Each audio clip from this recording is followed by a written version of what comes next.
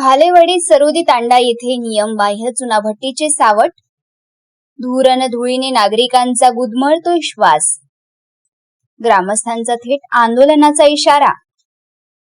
मारेगाव तालुक्यातील मौजा भालेवाडी सरोदी तांडा येथे सुरू असलेल्या चुनाभट्टीमुळे संपूर्ण परिसर विषारी धुराच्या आणि धुळीच्या विळख्यात सापडला आहे। नियमबाह्य आणि शासकीय परवानग्या धाब्यावर बसवून सुरू असलेल्या या चुनाभट्टीमुळे नागरिकांच्या आरोग्याचा गंभीर प्रश्न निर्माण झाला असून प्रशासनाने तातडीने कठोर कारवाई करावी अशी जोरदार मागणी ग्रामस्थांनी केली आहे।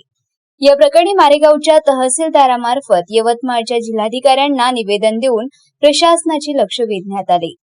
ग्रामस्थांनी दिलेल्या निवेदनानुसार सदर चुनाभट्टी आवश्यक ती ना हरकत प्रमाणपत्रे आणि शासकीय परवानग्या न घेताच बेकायदेशीरपणे चालवली जात असल्याचा आरोप आहे। या भट्टीमधून 24 तास निघणाऱ्या दाट धुरामुळे आणि विषारी धुळीमुळे परिसरातील हवा प्रचंड प्रदूषित झाली आहे।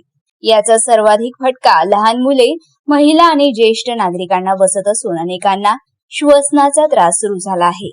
प्रदूषणामुळे स्थानिक पर्यावरणाचा समतोलही धोक्यात आला आहे। यावेळी 8 दिवसात कारवाई न झाल्यास तीव्र आंदोलनाचा इशारा दिला आहे। संबंधित चुनाभट्टीची प्रशासनाने तातडीने निष्पक्ष चौकशी करावी आणि नियमांचे उल्लंघन आढळल्यास ते तात्काळ बंद करून चालकांवर कायदेशीर कारवाई करावी अशी मागणी निवेदनातून करण्यात आली आहे।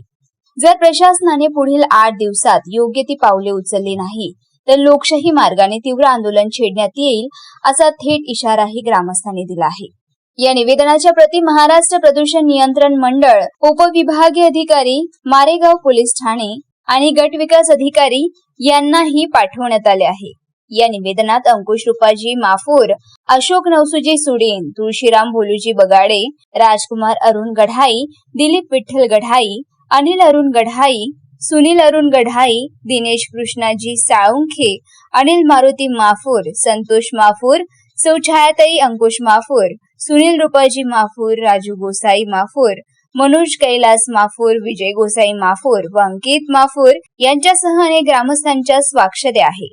मारेगाव वार्ता सचिन मेश्राम, मारेगाव, यवतमाळ।